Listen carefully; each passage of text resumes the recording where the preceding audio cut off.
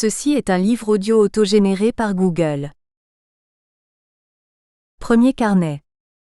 11 mois de poursuite et de fuite. Le printemps de Téhéran après la révolution anti-monarchique a été de courte durée.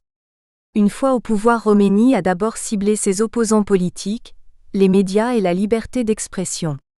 La vague d'arrestation des opposants a commencé en 1980, un an avant le 20 juin 1981, et n'a cessé depuis.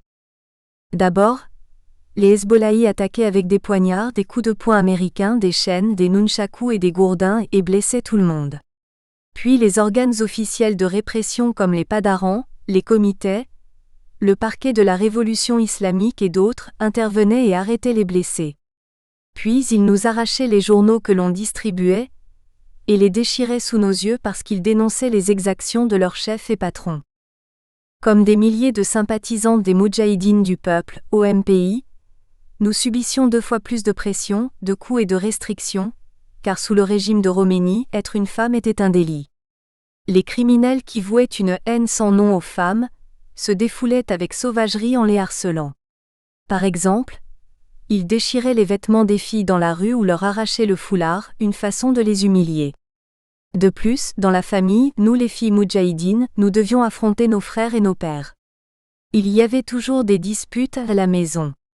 Mon père, un retraité de l'armée de l'air, a entretenu dès l'arrivée au pouvoir de Khomeini des rapports avec les mollahs et les Hezbollahi de notre quartier. Il était farouchement opposé à mes activités politiques, comme à celles de mes sœurs. Il a beaucoup insisté pour que l'on arrête tout.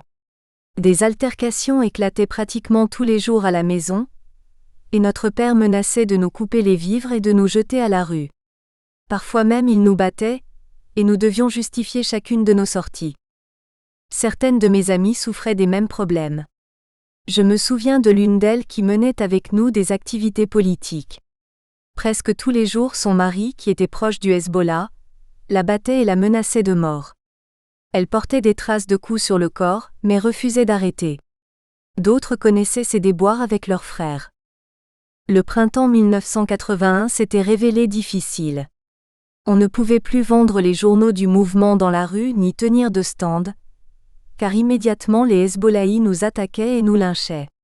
Pourtant la diffusion du journal Mojahed, l'organe de l'OMPI, avait atteint des centaines de milliers dans le pays. Chaque matin en quittant la maison, nous faisions nos adieux car nous ne savions pas si nous reviendrions sains et saufs ou blessés, si nous serions arrêtés ou si nos corps seraient retrouvés dans la rue. Les matraqueurs monopolisaient le bitume, et rien ne les arrêtait. À cette époque, ma petite sœur, qui était lycéenne, a été expulsée de son établissement avec ses copines sympathisantes du mouvement. Tous les bâtiments et les centres de l'OMPI à Téhéran ont été fermés, et même son centre médical n'a pas été épargné. Les sit-ins, la grande marche de protestation des mères et d'autres manifestations n'ont donné aucun résultat, car Khomeini avait décidé de supprimer l'OMPI, ce qu'il a tenté le 20 juin 1981, on ne peut plus clairement. Ces événements amers et le spectacle des visages blessés et tuméfiés de nos amis blessés ont transformé mon attirance pour Khomeini en de la haine. J'avais le sentiment profond d'avoir été trahi. Je voyais en lui un loup dans la peau d'un agneau, venu attaquer la population. Ah, si nous avions pu remonter le temps et tout recommencer. La répression sanglante de la manifestation du 20 juin 1981. Le 20 juin 1981 sur la place Ferdoussi à Téhéran, au milieu d'une foule immense, nous attendions l'arrivée des manifestants. Les padarans encerclaient la place et attendaient eux aussi les manifestants. Ils sont arrivés du pont à Fès en un flot long et dense qui recouvrait toute l'avenue. On n'en voyait pas la fin. Folle de joie, je me suis mise à lancer des slogans, entraînant avec moi tous ceux qui m'entouraient pour les encourager. Des moments qui ont marqué les mémoires. À l'arrivée de la foule sur la place Ferdoussi, tout à coup des rafales de fusils ont retenti. Durant 2 ans et demi, sous le pouvoir de Khomeini, j'avais vu beaucoup de crimes. Mais là, je ne pouvais pas croire qu'ils tiraient sur la foule pour tuer et je me disais que c'était juste pour faire peur. Avec les autres, je me suis enfuie vers l'avenue Fishrabad. Soudain, j'ai vu du sang partout, je n'arrivais pas à en croire mes yeux. Des gens à terre, morts, une balle dans la tête, dans la poitrine, des blessés emmenés par les passants à droite et à gauche et tout le monde qui cherchait une ambulance. Les rafales ne cessaient pas. J'implorais Dieu. Que se passait-il? Le soir, quand je suis revenue choquée à la maison, j'ai appris que ma sœur Parvaneh n'était pas rentrée. Je savais qu'elle avait participé à la manifestation. Elle avait donc été arrêtée, ou même. Je ne pouvais l'imaginer. Pour que mon père ne se rende pas compte de l'absence de Parvaneh, j'ai mis un oreiller sous le drap pour faire croire qu'elle dormait. Le lendemain matin, ma mère est allée la chercher dans tous les comités et les prisons pour la retrouver, mais en vain, car personne n'avait donné son nom au moment des arrestations. Après le 20 juin, les attaques contre les centres et les domiciles des Moudjahidines ont commencé, entraînant des rafles. Comme beaucoup d'autres, nous avons quitté notre maison.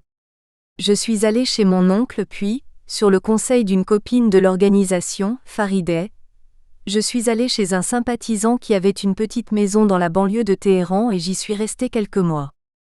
Une semaine après avoir quitté le foyer familial, mon frère Akbar a été arrêté chez un de ses amis. 2 membres de la famille étaient donc en prison, et ma mère, mes 4 sœurs et moi étions dehors.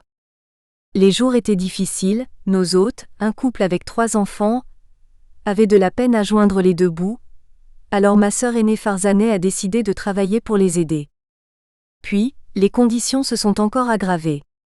Tous ceux qui avaient la moindre sympathie envers les Moudjahidines étaient arrêtés. La répression aveugle ne connaissait pas de bornes et l'on exécutait par centaines, un bain de sang dans le vrai sens du terme. Tous les innocents arrêtés dès 1980 selon les lois de ce régime, ont été massacrés après avoir été sauvagement torturés. Tous les jours, dans les journaux du régime, nous lisions la liste des Moudjahidines exécutés, parfois avec le nom et parfois sans nom avec une photo. Un jour ma copine, Farideh, n'est pas rentrée. Nous ne savions pas quoi faire. La règle de sécurité nous imposait de quitter la maison, mais nous n'avions nulle part où aller. Quelques jours plus tard, des photos, dont celle de Farideh, sont passées à la télévision pour demander à la population de les identifier. Le visage de Farideh était tuméfié et pâle à cause de la torture. Même si la vision de son visage était douloureuse, j'admirais son courage et j'étais fière d'elle. Une fille si courageuse qui n'avait même pas donné son nom au bourreau. Sachant cela, nous étions rassurés. Elle ne nous avait pas dénoncés et nous sommes restés quelque temps dans la même maison. Le 12 septembre 1981, nous avons participé avec ma mère et Farzaneh à une manifestation dans l'avenue Bahar au cri de « Abba Khomeini, le criminel ». Au milieu de la rue, les padarans nous ont attaqués et je me suis échappée dans une ruelle. Derrière moi, j'entendais des tirs et je m'attendais à chaque instant d'être touchée, aussi je courais le plus vite possible. Dans ma course, j'ai aperçu derrière une fenêtre un cadeau que j'avais acheté avec Farzaneh quelques minutes avant le début de la manifestation. J'étais donc rassurée, Farzaneh n'avait pas été arrêtée et elle avait pu s'échapper et se réfugier dans cette maison. Au bout de la rue, les gens s'étaient rassemblés pour voir ce qui se passait. Soudain une jeune femme a ouvert sa porte et m'a dit « Entre vite ». Sans réfléchir je suis entrée, mais j'entendais encore des tirs. Plus tard, elle est sortie et en revenant, elle m'a dit que les padarans s'étaient éloignés. Peu après, malgré son insistance pour que je reste, j'ai quitté la maison. Je suis allée vers l'avenue Chariati, j'ai d'abord retrouvé ma mère et j'ai attendu un taxi. Nous avons pris le taxi ensemble, et j'ai essayé de la réconforter en disant que j'avais vu le cadeau que j'avais donné à ma sœur juste avant la manifestation, et qu'elle était donc vivante.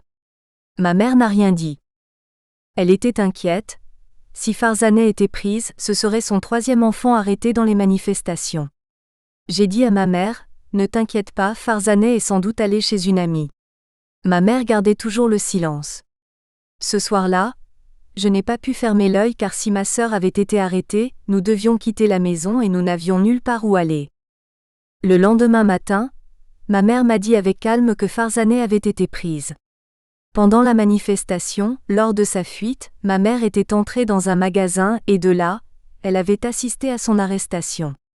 Elle recevait des coups mais n'avait pas cessé de crier « Mort à Khomeini ». Ma sœur Farzaneh Latif, 23 ans, membre des Moudjahidines du peuple, exécuté en été 1981 à la prison d'Evin. En donnant les détails de l'arrestation, ma mère disait que même si elle... Nous espérons que vous avez apprécié cet aperçu. Pour continuer à écouter ce livre audio sur Google Play Livres, utilisez le lien dans la description de la vidéo.